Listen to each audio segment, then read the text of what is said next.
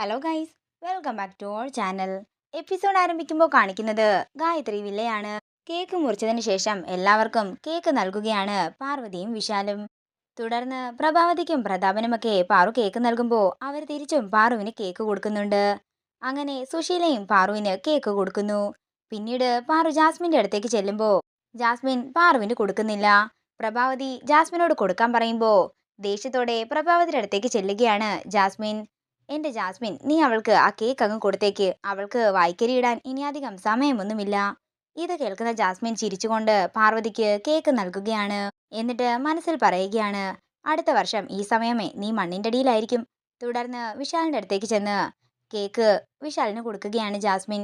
അടുത്ത വർഷം ഇതേ സമയം നമ്മുടെ വിവാഹ വാർഷികത്തിന്റെ കേക്കായിരിക്കും മുറിക്കാൻ പോകുന്നതെന്ന് ജാസ്മിൻ മനസ്സിൽ പറയുന്നു.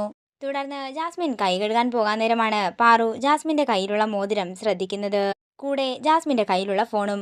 അതേസമയം താൻ ഇന്നലെ ദിവ്യദൃഷ്ടിയിൽ കണ്ട അതേ ഫോണും അതേ കൈവിരലുകളുമാണ് അതെന്ന് പാറു തിരിച്ചറിയുകയാണ്. പാറു നേരെ ജാസ്മിന്റെ അടുത്തേക്ക് ചെല്ലുകയാണ്. ജാസ്മിൻ, നീ രഹസ്യമായി എടുത്തു വെച്ചിരിക്കുന്ന പ്രഭാവതി അമ്മയുടെയും പ്രതാപൻ സാറിന്റെയും വീഡിയോ ഉണ്ടല്ലോ, അതെന്നെ ഒന്ന് കാണിച്ചേ എന്ന് പാറു പറയുമ്പോൾ ഒരു ഞെട്ടലോടെ പാറുവിനെ നോക്കുകയാണ് ജാസ്മിൻ. എന്റെ കയ്യിൽ അങ്ങനെ വീഡിയോ ഒന്നുമില്ലെന്ന് ജാസ്മിൻ പറയുമ്പോൾ പാറു പറയുകയാണ്, നീ കള്ളമൊന്നും പറയാൻ നോക്കണ്ട, നിന്റെ കയ്യിൽ ആ വീഡിയോ ഉണ്ടെന്ന് എനിക്ക് നന്നായി തന്നെ അറിയാം. ഇത് കേൾക്കുന്ന ജാസ്മിൻ പറയുകയാണ്, ഉണ്ടെങ്കിലേ അതെന്റെ സ്വകാര്യതയാണ്, ഞാൻ നിനക്ക് അതൊന്നും കാണിച്ചു തരാനേ പോകുന്നില്ല.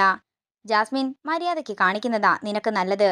അത് പറയാൻ നീ ആരാണെന്ന് ജാസ്മിൻ ചോദിക്കുമ്പോൾ പാറു പറയുകയാണ്, ഞാനേ ഈ വീട്ടിലെ മരുമകളാണ്, നീ ഈ വീട്ടിലെ അതിഥിയും. എന്റെ വീട്ടില് സമാധാനവും സന്തോഷവും നശിക്കുന്ന രീതിയിൽ ഒന്നും സംഭവിക്കാൻ ഞാൻ സമ്മതിക്കില്ല. നിനക്ക് ഞാൻ 2 ദിവസം സമയം തരാം. അതിനുള്ളിൽ ആ വീഡിയോ എന്താണെങ്കിലും നീ എനിക്ക് കാണിച്ചു തന്നിരിക്കണം. ഇല്ലെങ്കിൽ ഈ പാർവതി ആരാണെന്ന് നീ അറിയും. ഇല്ലെങ്കിൽ നിന്നെ അറിയിക്കും ഈ പാർവതി എന്ന് ദേഷ്യത്തോടെ പറഞ്ഞ് പാറു അവിടെ നിന്ന് പോകുമ്പോൾ പേടിയോടെ പാറുവിനെ നോക്കുകയാണ് ജാസ്മിൻ.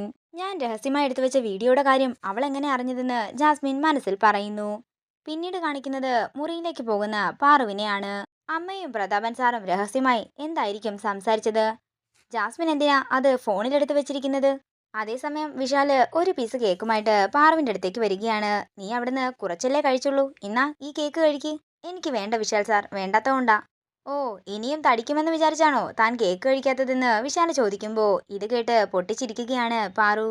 തുടർന്ന് വിശാൽ പാറുവിനെ തന്നെ നോക്കിക്കൊണ്ട് നിൽക്കുന്നത് കണ്ടിട്ട് പാറു ചോദിക്കുകയാണ്, എന്താ വിശാൽ സാർ ഇങ്ങനെ നോക്കുന്നത്? അത് പിന്നെ നിന്റെ സൗന്ദര്യത്തിൽ നിന്ന് എനിക്ക് കണ്ണെടുക്കാനേ തോന്നുന്നില്ല.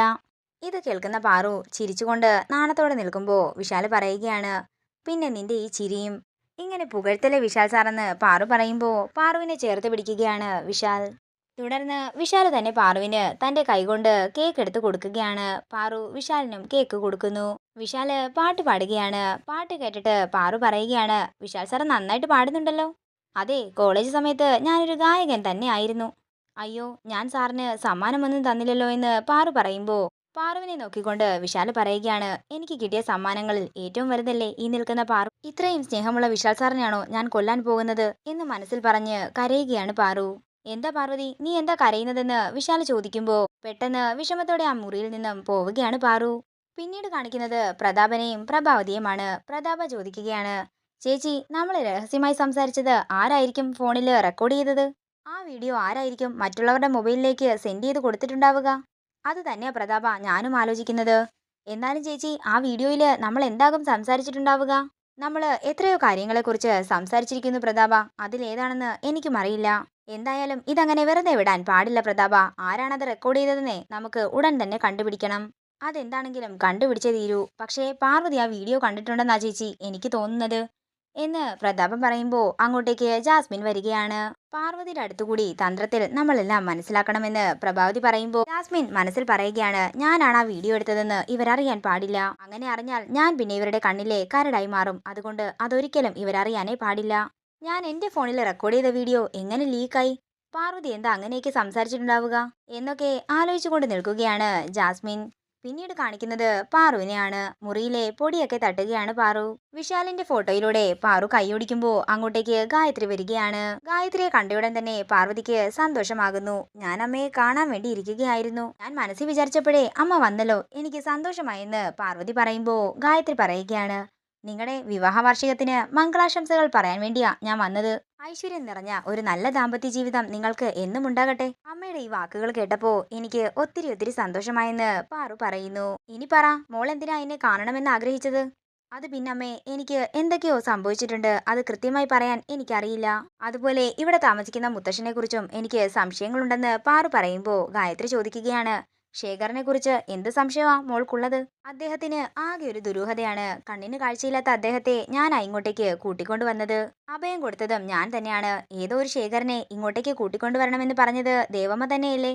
പക്ഷേ ഇപ്പോ ഞാൻ അറിയാത്ത അയാളാണ് ദേവമ്മയുടെ ജീവൻ എടുത്തെന്നറിയുമ്പോ ഞാൻ കേട്ടത് ശരിയാണോ ദേവമ്മയെന്ന് പാറു ചോദിക്കുമ്പോ ഗായത്രി ചോദിക്കുകയാണ്, നിന്നോട് ഇത് ആരാ പറഞ്ഞത്? തുടർന്ന് കഴിഞ്ഞ ദിവസം ഇൻഷുറൻസ് ഏജന്റ് വന്നതും വിശാല് പറഞ്ഞ കാര്യങ്ങളും എല്ലാം തന്നെ പാറു പറയുമ്പോ ഗായത്രി പറയുകയാണ്, ഇല്ല മോളെ, വിശാലിന്റെ ധാരണകളെല്ലാം തെറ്റാണ്. അയാൾ കാരണമല്ല ഞാൻ മരണപ്പെട്ടത്. അയാളുടെ കൈകൊണ്ടല്ല എനിക്ക് ജീവഹാനി സംഭവിച്ചത്.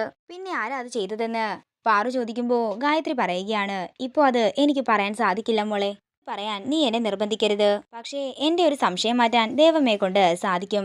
നമ്മുടെ കമ്പനിയിൽ ജോലി ചെയ്തിരുന്ന ശേഖരനും ഇവിടെയുള്ള ശേഖരനും ഒരാളാണോ എന്ന് പാറു ചോദിക്കുമ്പോ ഗായത്രി പറയുകയാണ്, അതെ മോളെ, ചന്ദ്രശേഖരൻ തന്നെയാണ് ശേഖർ. ഇത് കേൾക്കുന്ന പാറു ഒരു ഞെട്ടലോടെ ഗായത്രിയെ നോക്കിയിട്ട് ചോദിക്കുകയാണ്, അപ്പൊ ഞാൻ അയാളെ ഇവിടെ കയറ്റി താമസിപ്പിച്ചത് അബദ്ധമായോ? ഞാൻ ചെയ്തത് ശരിയാണോ തെറ്റാണോ?